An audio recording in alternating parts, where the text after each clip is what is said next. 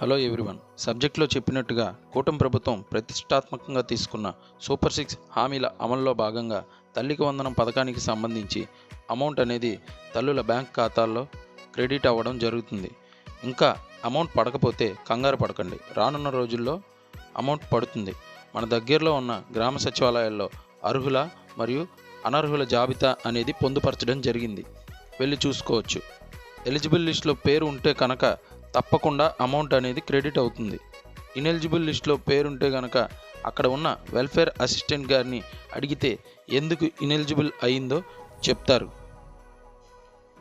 అనర్హుల జాబితాలో పేరు ఉంటే కనుక ఈ కింది కారణాలు అయి ఉండొచ్చు.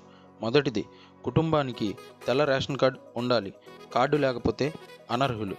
రెండవది, కుటుంబ ఆదాయం గ్రామాల్లో నెలకి 10,000, పట్టణాల్లో నెలకి 12,000 మించకూడదు. మూడవది, కుటుంబంలో ప్రభుత్వ ఉద్యోగులు ఉండకూడదు. నాలుగవది, ఇన్కమ్ ట్యాక్స్ పే చేయకూడదు. ఐదవది, నెలవారీ ఎలక్ట్రిసిటీ కన్జంప్షన్ 300 యూనిట్లకి మించరాదు. ఆరవది, వెట్లాండ్ 3 ఎకరాలు, డ్రైల్యాండ్ 10 ఎకరాలు లేదా రెండూ కలిపి 10 ఎకరాలకు మించరాదు.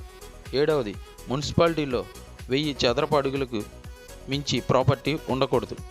ఎనిమిదవది, నాన్ కమర్షియల్ 4-వీలర్ వెహికల్ ఉండకూడదు. వీటిలో ఏది ఉన్నా కానీ అనర్హులు అవుతారు. పైన చెప్పినవి ఏవీ లేకున్నా అనర్హుల లిస్టులో పేరు ఉంటే మీ సచివాలయానికి వెళ్ళి సంప్రదిస్తే వారు గ్రీవియన్స్ రిజిస్టర్ చేసి 6 స్టెప్ వెరిఫికేషన్కి పంపిస్తారు. 6 స్టెప్ వెరిఫికేషన్ పూర్తి అయిన తర్వాత అర్హులని తేలితే అప్పుడు పథకానికి అర్హులై అమౌంట్ అనేది ఇవ్వడం జరుగుతుంది. Thank you.